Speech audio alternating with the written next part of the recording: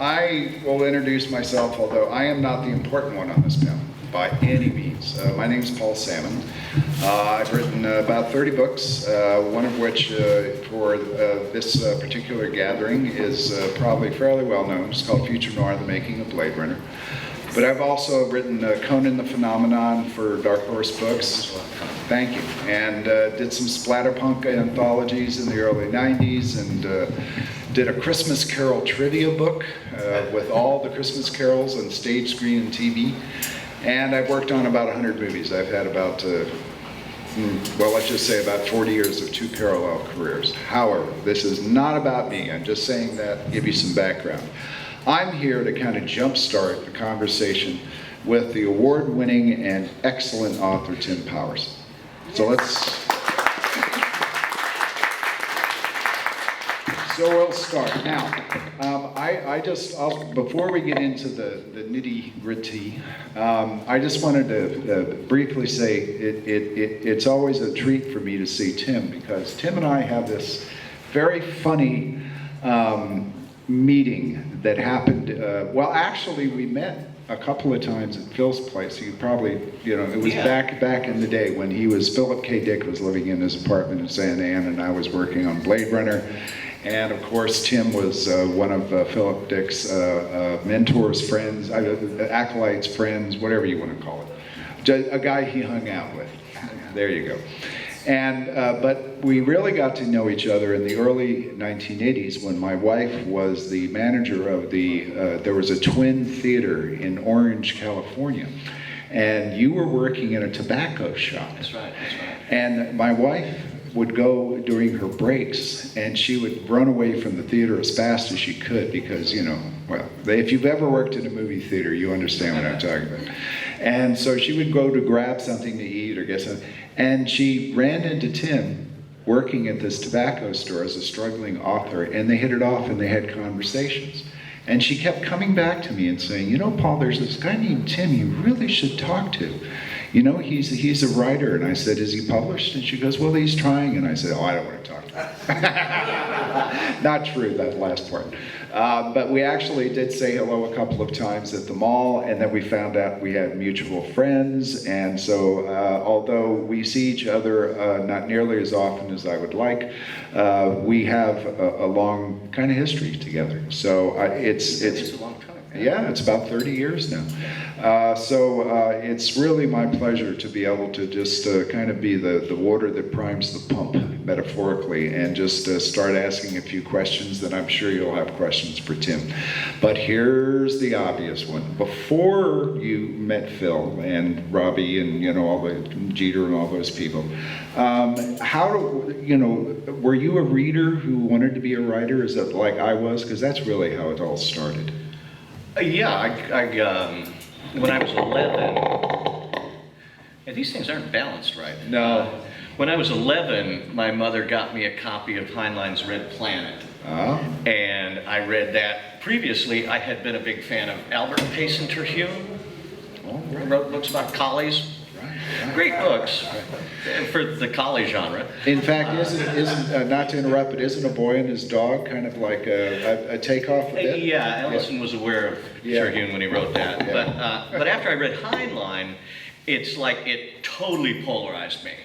I just thought, okay, well, this is the live wire. And very shortly, I found Lovecraft and everybody else, Kuttner and Moore, Brackett, etc., Sturgeon, Leiber.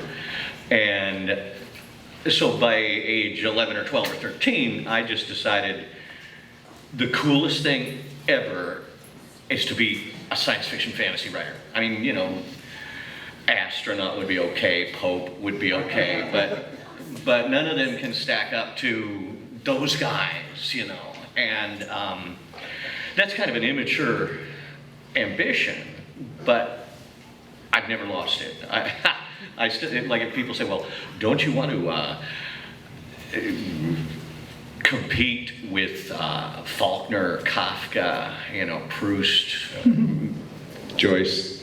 Joyce, yeah. I think no. I want to compete with Henry Kuttner. There you go. Or Gerald Kirsch or someone like that. Sure. So yeah, I've always aimed directly at that. That's interesting. I was completely lacking in confidence in terms of being able to think I'd ever be a writer, although ultimately I turned into one, because I was such an omnivorous reader that I would read, the quality stuff and also what we're talking about, the quality stuff in genre, and I would think, oh my goodness, I'm just incapable. I could never match up to that. Did you ever feel that way, or did? Well, yeah. Luckily, our genre also includes some writers who aren't very good at all, and I figured I can match them. I'll never touch Sturgeon, but I can touch others. Well, you just reeled off a litany of everyone I read, and was very influenced by when I was a boy and an adolescent. But who would you say, if you had to maybe limit it to maybe 3 to 5, that at least early on were your primary influences? Lovecraft.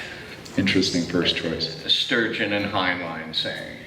Which in effect is kind of a broad spectrum. Yeah, but I see, the reason I say it's interesting is because having read your novels in toto, they are all there. Those 3, I think, are all there. You have the otherworldly, almost existentialist, cold, yet cosmic viewpoint of Lovecraft. You have the humanism of Sturgeon, the great grasp of, human interaction, right? I hope somebody's writing this down. No, I'm being completely sincere, and now you just threw me off track. Who was the third one? Heinlein.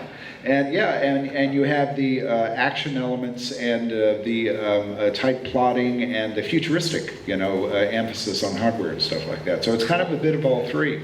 That's interesting. Sounds good to me. Okay, well then, I know that when you were working at the tobacco store, you were in, the beginnings of your career, but what were your first sales that you actually, Back in, say, 74 or 75, Roger Elwood convinced the Harlequin romance people that science fiction could be as lucrative as romances. And he must have talked real smoothly because Harlequin said, okay, we'll give it a try. And so they hired him as editor, and they got Kelly Freas to do the covers, which was a very good move. And they did about 30 books before they decided that in fact science fiction did not sell as well as romances. What happened apparently was science fiction readers are picky. Science fiction readers say, I like this author, I don't like that one.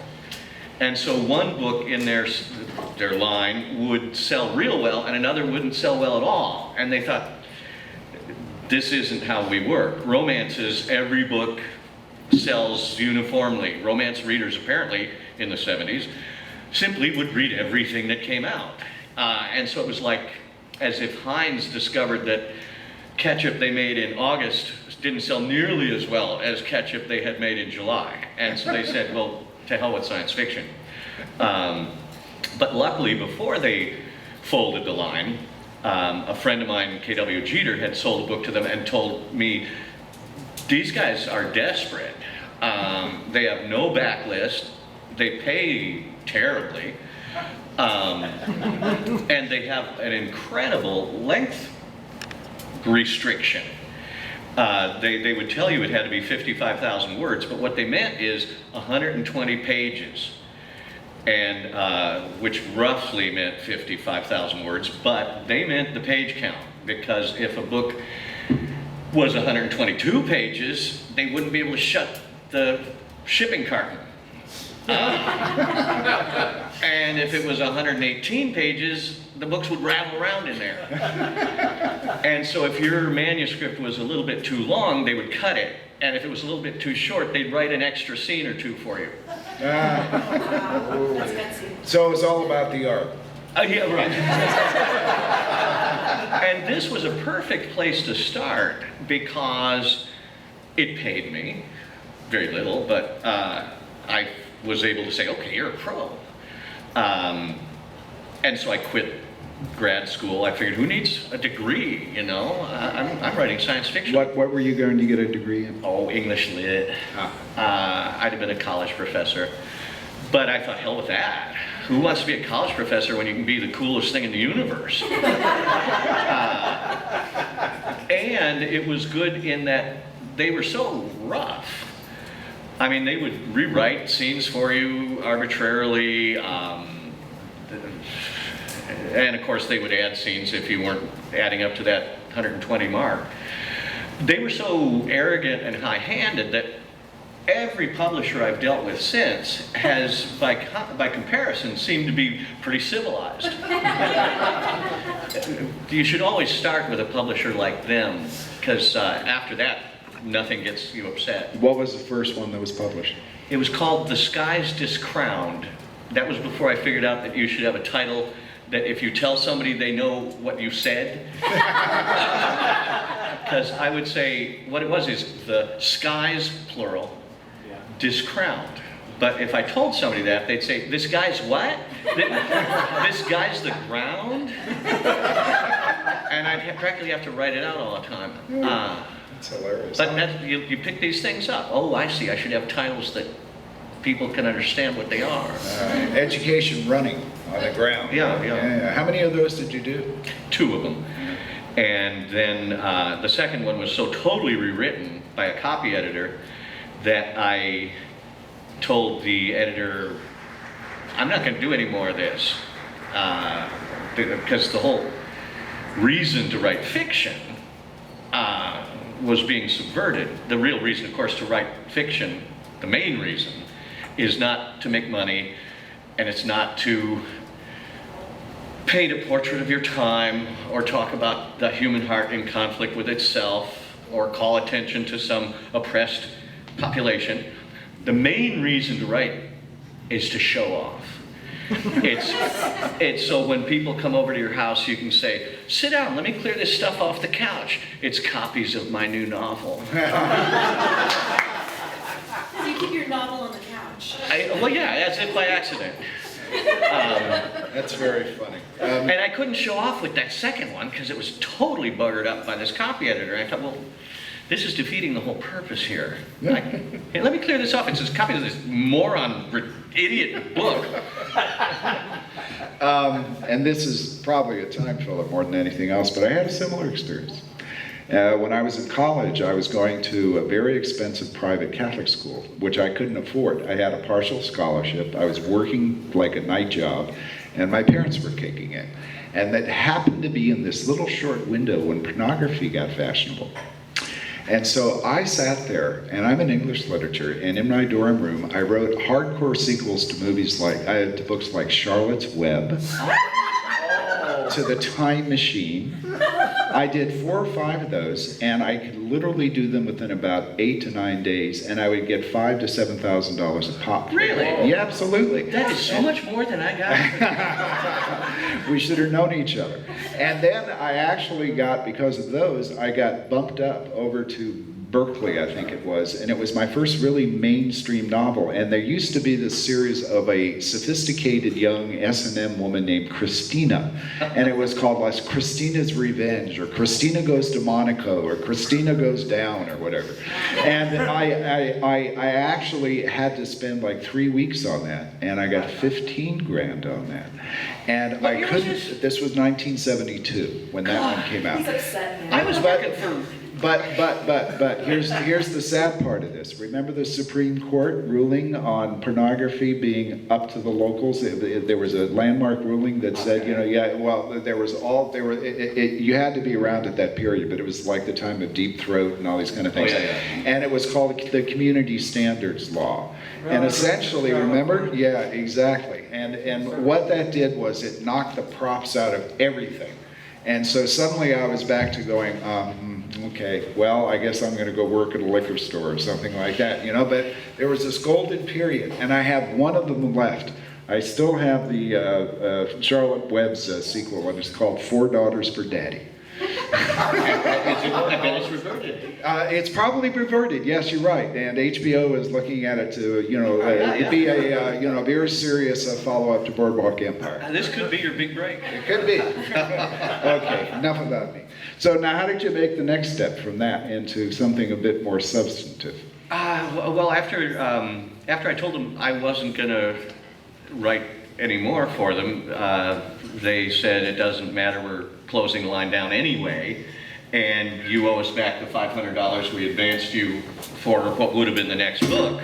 And I said, well, I spent it, and so I went back to work at the pizza parlor that I had quit because I was a writer, and luckily they needed somebody who knew how to run the kitchen, because the night I went in to ask, they said, yes, now, here's an apron, we got 100 square dancers coming in 10 minutes. So I was right back making pizzas. And I was sending manuscripts around and getting them rejected with form rejection slips. And then luckily I sent one to Lester Del Rey.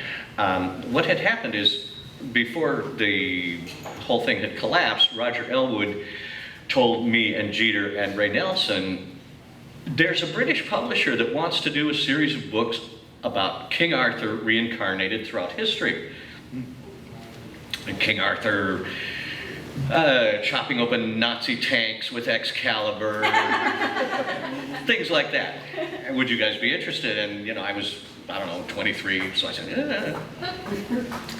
And so me and Jeter and Nelson each wrote at least a couple of these King Arthur reincarnated stories, and then he said, oh, you know what, the British publisher doesn't want it. And so we were looking at each other thinking, very soon publishers are going to be sick of books about King Arthur reincarnated throughout time. I'm going to get mine out before you get yours out.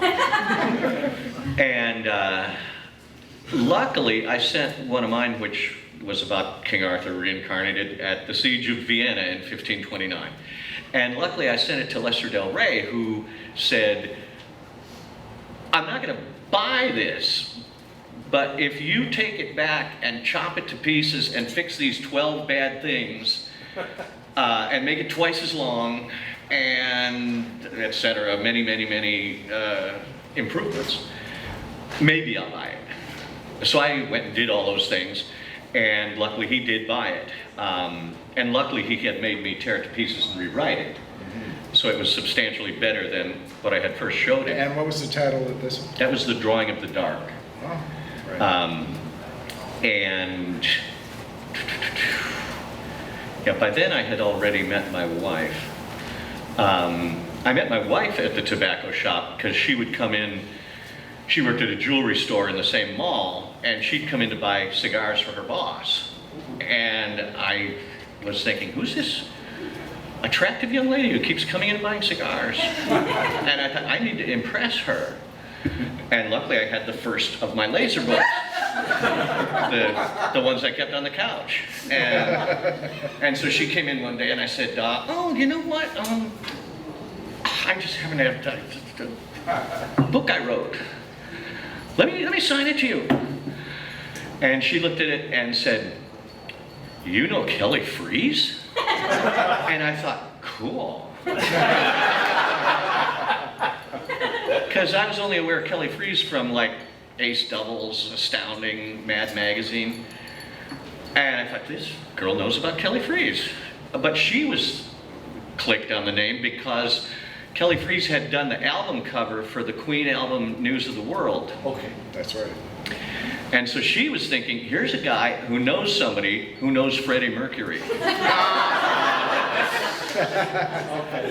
And so I said, you want to go out Saturday? She said, yeah. And by the time we cleared up the confusion, we had already gone out a number of times. So if it had not been for Kelly Freeze, I'd be single. These moving tales of romance always bring a tear to my eye.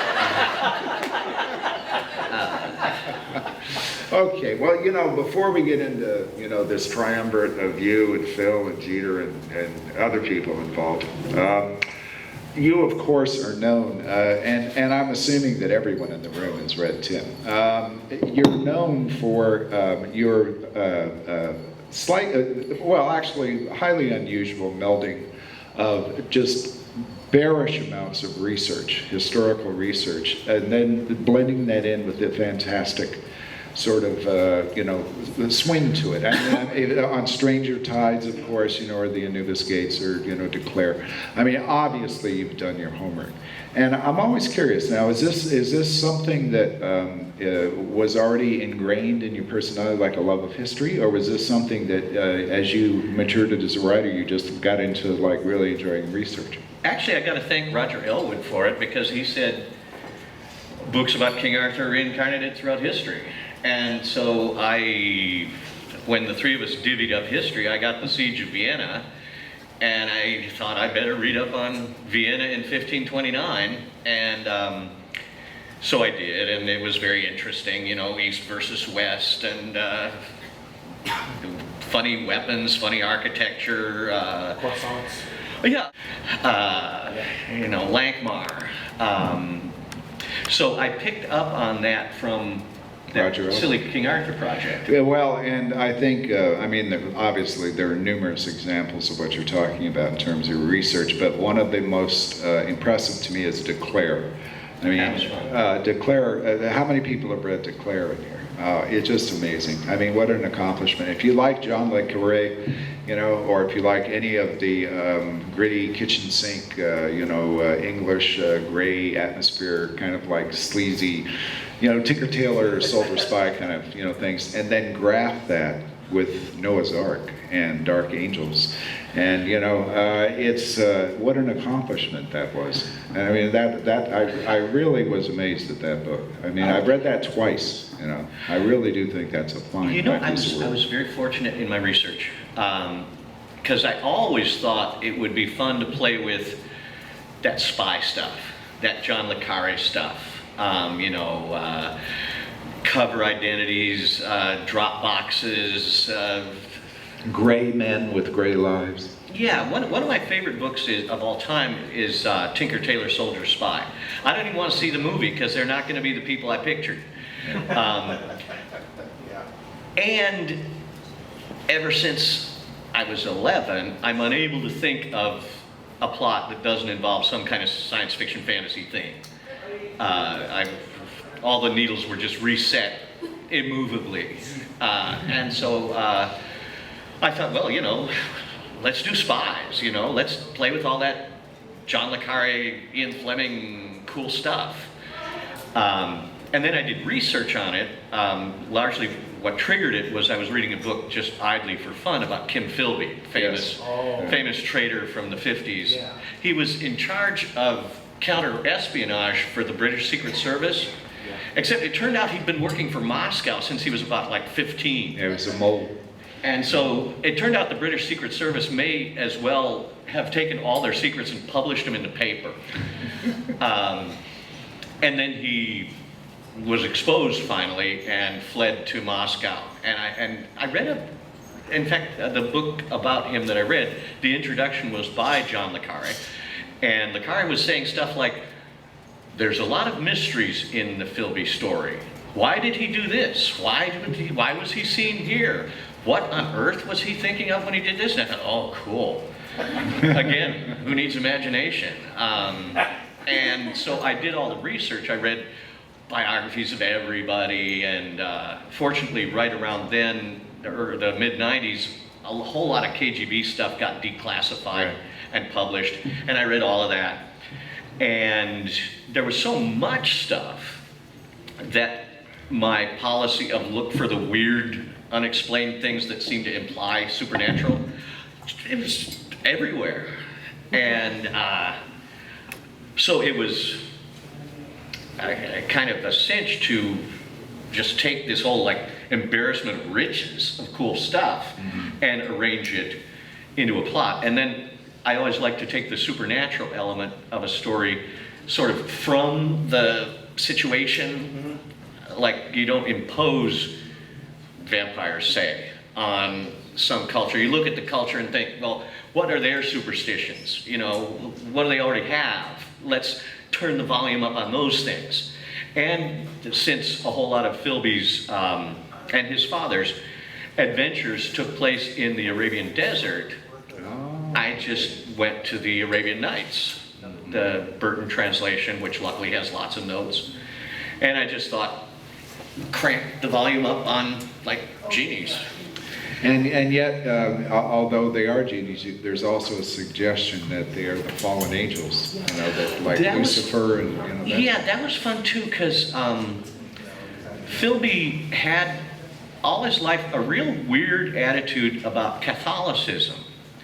His father made sure never to have Philby baptized, went to some lengths, and took samples of water from the Jordan River and had them sent to the British Museum to test for supernatural properties. Huh? It just says that, except I'm thinking, how do you test that?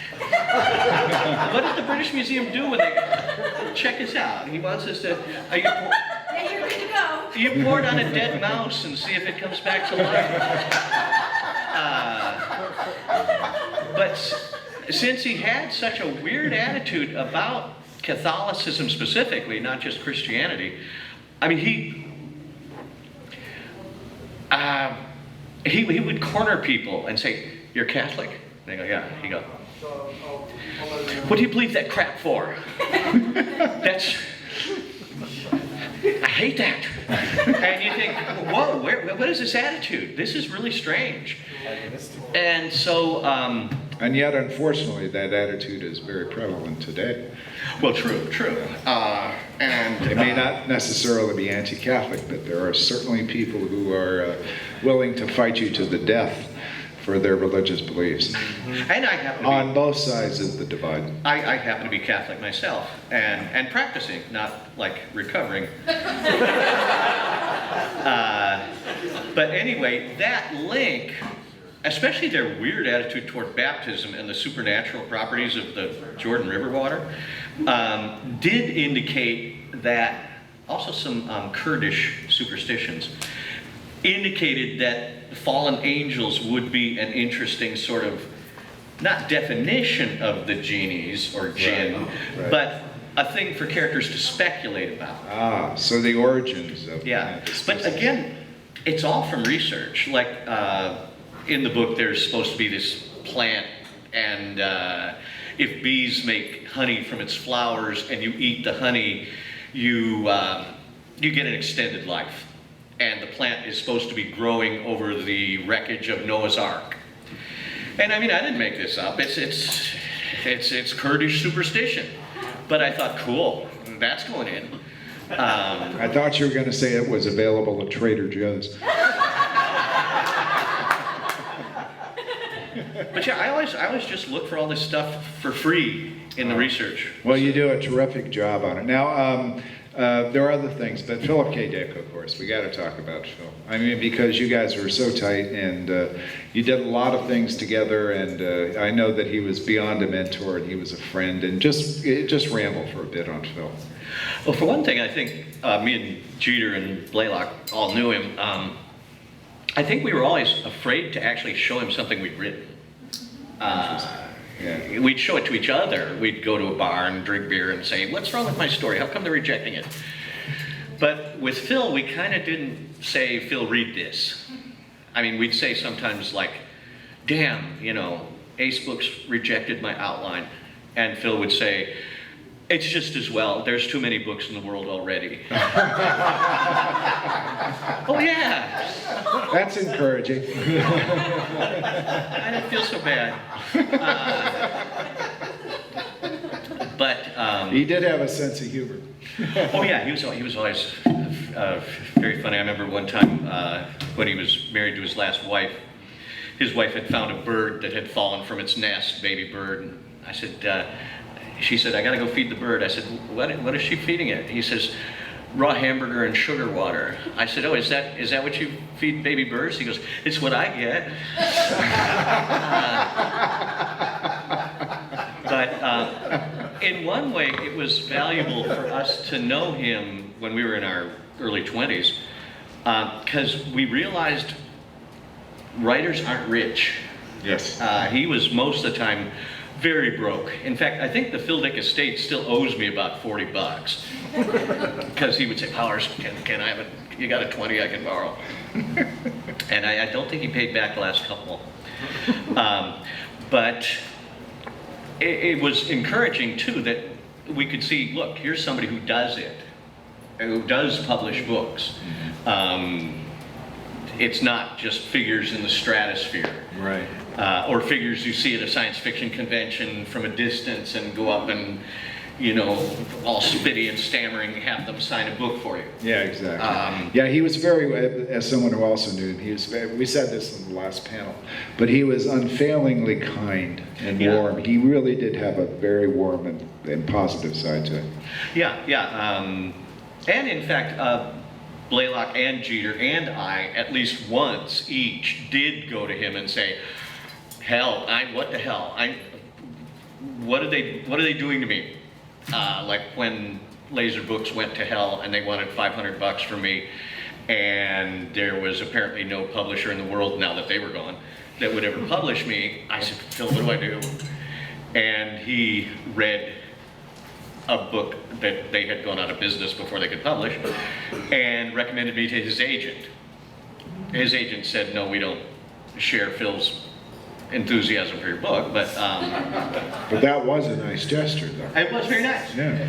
And he was very helpful with Jeter in getting Jeter's book, Dr. Adder, published. Oh, great book. Yeah. And he wrote a very good blurb for Blaylock's first book. So he was as generous as we would let him be. Yeah. What was your bull sessions like? I know you guys would just sit around and chat. Oh yeah, he always terrified us. We'd be sitting around late at night, usually with a bottle of some kind of Zinfandel, and he would look around. He'd be talking about the secrets of Pythagoras and weird interpretations of Talmud and the Tanakh and God knows what, and he'd say, "My researches recently just today, have led me to one secret which has only been known to 100 people in the history of the world, each of whom died within 24 hours of learning this secret. And I want to tell it to you." I'd be like, no, I'm not listening. God damn it. Often we left just certain that his house or apartment was bugged by the CIA, which was not implausible. Yeah, it wasn't. And they now knew that we had heard these secrets, and the CIA would therefore kill us on our way home. And I mean, me and Blaylock, we read this kind of stuff, we write this kind of stuff, but my wife too was convinced that we were going to be killed on the way home from Bill Dick's place. I remember one time he convinced me and Blaylock that prehistoric man in San Diego, as a matter of fact, fossils had been found that indicated that prehistoric man had one eye and two noses apiece. And that sounds funny now, but at the time, it was mighty scary that night. And he implied that the world had not seen the last of these creatures. And me and Blaylock drove home looking at every pedestrian. Especially the ones with motorcycle helmets on. Oh, Christ's sake, Blaylock, there's one. Speed up. Don't meet his eye. Oh, that's funny. But he was always full of wild historical speculations, literary criticism, theological speculations. And you mentioned that a couple of times, and that's what struck me about him, was that despite everything he was writing, at core he seemed to me to be a theological writer. The spiritual struggle of man, or if you want to call it the religious war of man, whatever you want to call it, the finer angels of our nature seem to be the thing that motivated everything he did. You can see it as early as Eye in the Sky, and certainly in books like A Maze of Death. Mm-hmm. And of course, something happened to him in 1974. Yeah, the pink. He as you were saying in the last panel, the drugstore was delivering some painkillers because he'd had some teeth out, and when he opened the door, the girl delivering the stuff was wearing a gold fish logo medal, and the sun struck off it and hit him in the eye, and for the next week or so, he was having all these visions, and he alternated from thinking, like one day he'd say, it was God speaking to me. And the next day he'd say, it was an acid flashback. And the next day he'd say, it was me losing my mind. He never sat for more than 24 hours on the same theory. Yeah, I remember. And you would say, like you'd come back after having seen him the day before, you'd come back the next day and say, I've been thinking about what you said, Phil, about, your theory that it was God who spoke to you. And it occurred to me, he goes, Powers, that was just crap. God didn't speak to me. What, you believed that? How much of that infidel did you have? I think, I thought it sounded good to me. Yeah. But and of course this was how he worked. I mean, this is how he made books. It's how he made ballads. By looking at everything from lots of different and often derisive points of view. But in the meantime, there were fascinating theories. Like he had one theory that the Holy Spirit lives retrograde in time, like Merlin in The Once and Future King. So at any point, the Holy Spirit knows nothing about your past, but everything about your future. And he would carry this on, and you'd think, it kind of makes you dizzy, but he'd say, well, now look, otherwise, how do you explain, God, the pre-Socratics, who are they? I know who you're talking about. Not Aristotle. Heraclitus. Heraclitus? Democritus. That sounds good. Yeah. Those guys.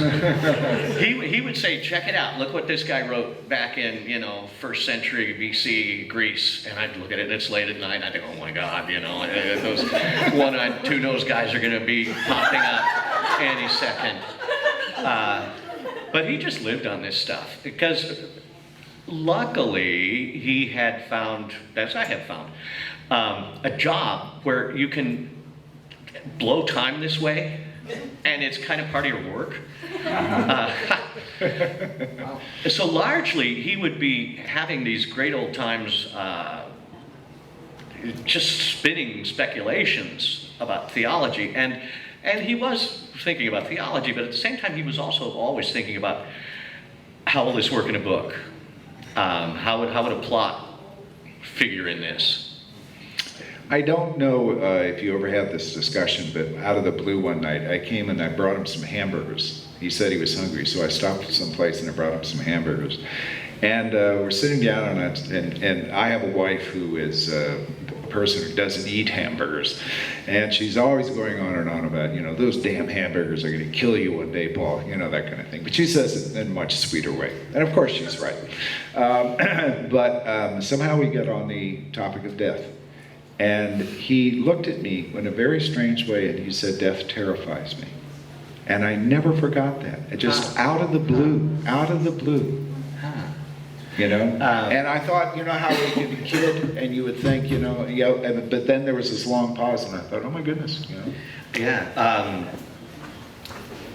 I would wonder if 2 days later it still did. Yeah, well, this is true. Yeah. Certainly, the way he wrote books, I think he learned it in the 50s and 60s because he would eat amphetamines to write a book. And so he'd write a book in 10 days. But when he quit amphetamines in roughly 1970, he didn't write books any differently. That was how he knew to do it. And so he would still write a book in 10 days. And he wouldn't have to make notes or write outlines, because the reason you write notes and make outlines is so when you come back to the work after a night's sleep, you can know where you were. He never had the night's sleep. He never stopped. And he wouldn't really eat either during those 10 days. Wow. And so he, for his last couple of books, he was very aware that he, to a real extent, not just hyperbole, he kind of had to choose between living much longer and writing books. That sounds like melodrama, but really it was pretty, given the way he wrote books. I mean, if he could write books like other people did, he would have no problem. You know, you do 1,000 words a day, and then you take a nap, and you watch a movie, and you go eat some pizza. But that wasn't how he knew to write books. And so he kind of knew that, like, writing The Transmigration of Timothy Archer was very perilous work for him. And he had desperately high blood pressure, and it was, of course, strokes that killed him. Yeah. And he had heart problems when he was younger, right? Correct? Or was I don't something- remember, but it could be. Yeah. And when he had his strokes, the first one, there were several, my wife and I had the key to his apartment, and we would go in and feed his cats. And there were several people in the picture who it looked like he would recover somewhat, but perhaps need a conservator. And there were several people in the picture angling around to be that conservator, because Blade Runner